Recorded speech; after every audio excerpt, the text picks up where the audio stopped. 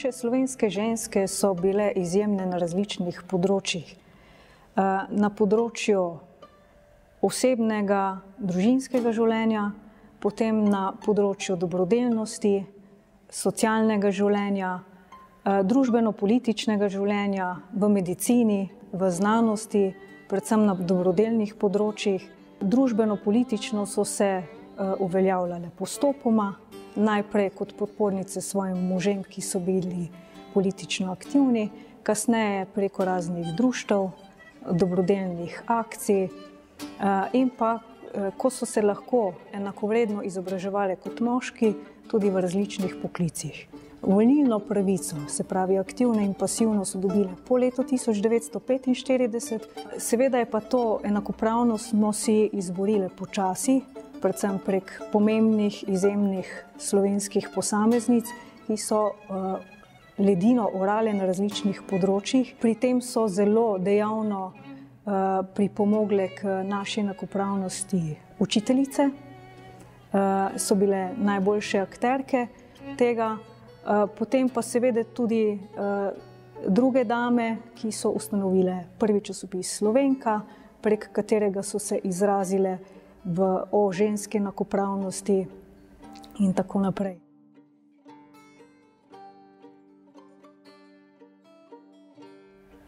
Rajši bi jih naštela, ker se mi je vsaka po svoje, svojo energijo, svojim občutkom za svoje poslanstvo trnila v spomin. To so bile najprej narodne dame, kot Marija Murnik Horak, ki je pravzaprav prva slovenska ženska, ki se je bolj aktivno začela ukvarjati z dobrodelno dejavnostjo v drugi polovici 19. stoletja in ki je povezala slovenske ženske na način, da so pri vseh prireditvah in dejavnostih tudi govorile slovensko. Potem njena naslednica je bila Franja Tavčar, ki je že bila bolj aktivna v tem smislu, da je ni bilo dovolj, da ženske delujejo samo na dobrodelnem področju, pač pa se je to področje pomaknilo še naprej v bolj družbeno-politično delovanje, v zelo širokem smislu, ko so ustanovile splošno žensko društvo. Potem so tukaj učiteljice, ki so se dejavno vključile v borbo za enakopravnost, predvsem z tega vidika, da so želele imeti enako plačo za enako delo kot moški, da so si prizadevale, da jim ne bi bilo treba živeti kot učiteljice v celibatu,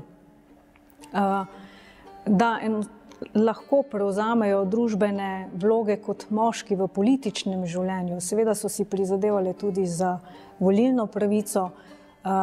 Najbolj vidne v takratnem času so Elvira Dolinar, Marica Nadlišek Bartol, potem Zofka Kveder in druge.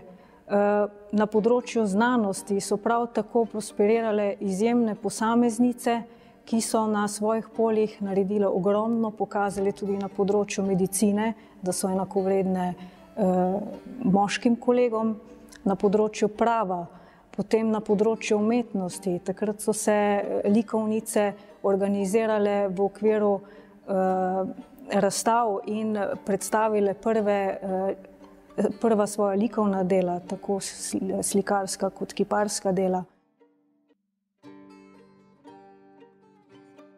Takrat so moški odhajali na vojno, na fronto, medtem ko so ženske ostajale v zaledju in so praktično skrbele za vso civilno življenje. Takrat so prevzele tudi moška dela. Delale so v tovarnah, skrbele so za otroke, za kmetijstvo, uradniška dela so prevzele in takrat je civilizacijsko gledano prišlo do nekega življenjskega premika.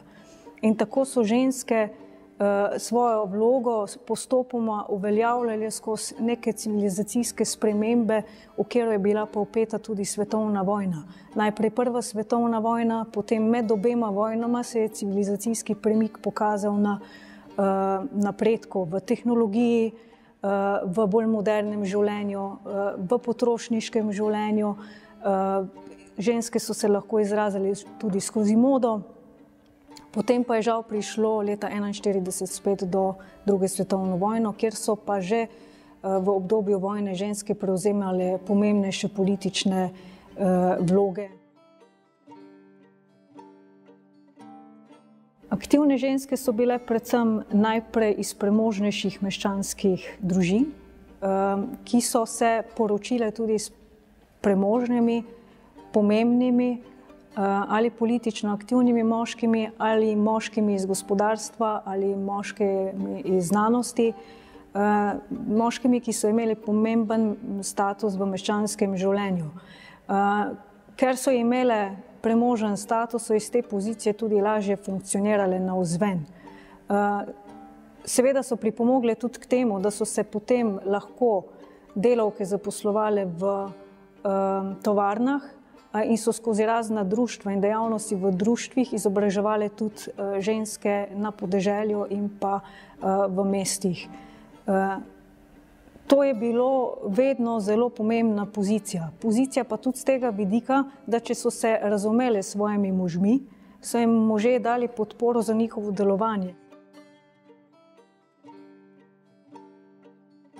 Tako so postopoma pokazale, da jim ni več dovolj gospodinjsko delo in podpora moža v družini in samo vzgoja otrok. To je spadalo zraven, to lahko vidimo tudi danes, ko ženske lahko, poleg tega, da smo izobražene, opravljamo službe, vzgajamo tudi otroke, smo podpornice svojim možem in obratno, in življenje gre naprej. Je pa vprašanje, če si to že res v današnjem času toliko želimo, ker smo pa morebiti v današnjem času preveč obremenjene. Tako da mislim, da vsaka generacija žensk mora na novo razmisliti, kaj si želi, in pa predvsem si prizadevati za to, da si cela družba, tako ženske kot tudi moški, prizadevamo za ustvarjanje čim več priložnosti, možnosti, prek katerih se lahko udejstvujemo, se uresničujemo. Tako menim, da če si ženska želi uspeti v političnem življenju, potem naj ima možnost. Če ženska želi več časa preživeti v družini in v gospodinjskih dejavnostih, potem naj ima možnost za to. Če ženska želi biti aktivna v znanosti, potem naj ima enako možnost kot moški. Mislim, da to ne bi smel biti prevelik problem. Treba si je samo prisluhniti in se podpreti v teh dejavnostih. Seveda pa tudi ženske niso bile nebogljene, ker so spretno svoja politična stremljenja uveljavljala prek moških, najprej v družinskem življenju in tudi drugod, kjer so se povezale. Tako da ženske nikakor v zgodovini nismo nikoli bile nebogljena bitja. Stališča moškega sveta v glavnem takrat je bila še zelo konzervativna v tem smislu, da so ženske še napol ljudje, ne cel človek. Marsikdo je to zaostalost ženske tolmačil tudi za manjšo maso možgan ženske napram moškim. Tudi Tavčar je bil vpet v te konzervativne poglede na ženske, predvsem pa je menil, da so ženske nazadnjaške z tega vidika, da so po večini privržene konzervativnemu, klerikalnemu pogledu na življenje in da jih zaradi tega ni dobro dati volilne pravice, ker bi se večina žensk odločila za ljudsko stranko, se pravi za katoliško stran, kar pa njemu ne bi bilo v prid, ker je bil na liberalni strani. Tako da moški niso bili prav naklonjeni volilni pravici, so se bali ženske moči. Tudi v teoloških krogih, se pravi na cerkveni strani, temu niso bili naklonjeni, predvsem Mahnične. Teolog Mahnič, ki je zelo rigorozno nastopal napram ženskem in to tudi iskreno povedal v svojih citatih, ki jih lahko najdemo v literaturi. Kot antipod Mahniču se je v teoloških cerkvenih krogih takrat pojavil Frančišek Lampe, ki je psihološko prek svoje psihologije obsežnega dušeslovja izenačil moškega in žensko.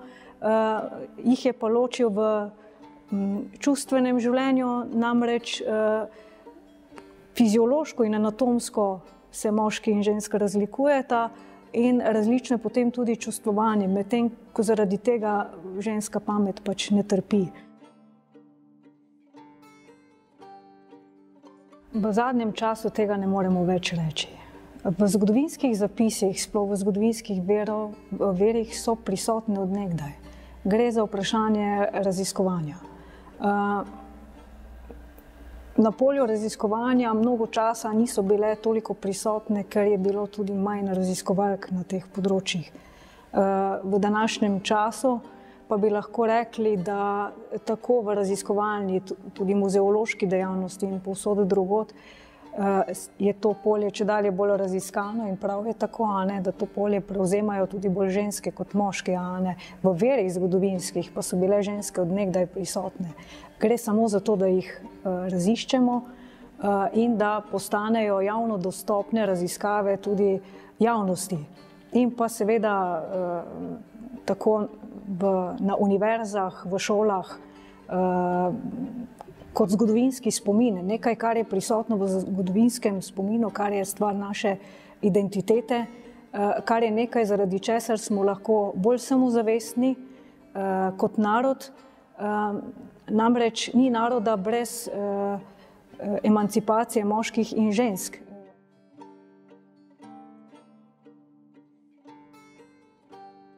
Moje sporočilo je predvsem, da se imamo radi, da se spoštujemo, si znamo prisluhniti z nekim razumevanjem, da si ustvarjamo drug drugemu čim več možnosti za različna stremljenja po ustvarjanju, po življenju, po radosti, po veselju in da se ogibamo kakršnega koli nasilja. K temu lahko aktivno pristopimo tako ženske kot moški.